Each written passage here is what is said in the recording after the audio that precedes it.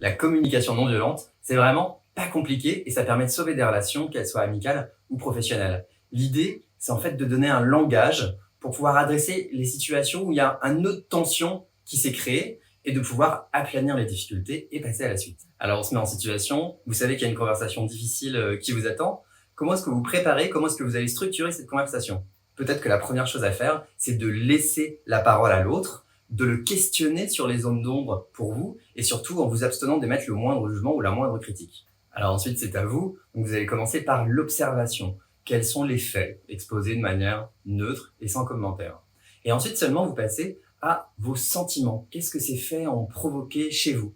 Et donc vous allez utiliser un langage comme j'ai ressenti, mettons, de la frustration, et vous allez bien éviter, au contraire, de juger en disant, par exemple, c'est inadmissible. Non, là, on tombe dans le jugement, alors que l'objectif, c'est juste vos sentiments. Ensuite, vous passez à vos besoins. Donc, quels sont en fait les besoins que vous avez qui ont motivé ces sentiments? Voilà, c'est juste pour expliquer le pourquoi. Et puis ensuite, vous exprimez votre demande. Donc, qu'est-ce que l'interlocuteur peut faire concrètement pour que le besoin soit satisfait?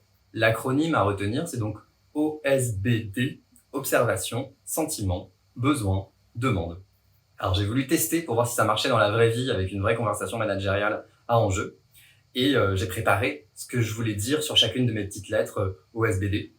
Et donc, j'ai été hyper satisfait du résultat final.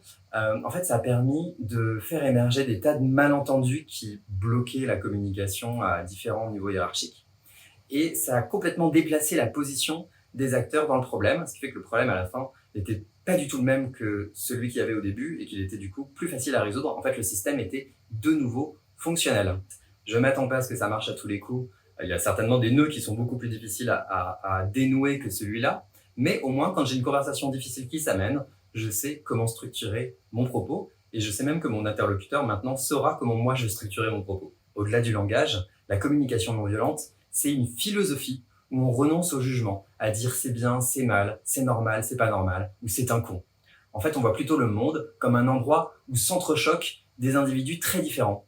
Et pour que les liens que créent ces individus soient fonctionnels et qu'ils puissent laisser libre cours à leur générosité spontanée, il faut qu'ils apprennent à faire retour sur eux-mêmes, sur leurs sentiments, sur leurs besoins, sur leurs demandes, et qu'ils puissent les communiquer efficacement à leurs interlocuteurs. Et voilà un beau modèle tout simple et prêt à l'emploi, comme on les aime. Donc j'espère que vous aussi, ça pourra éventuellement vous être utile lors de vos prochaines conversations difficiles.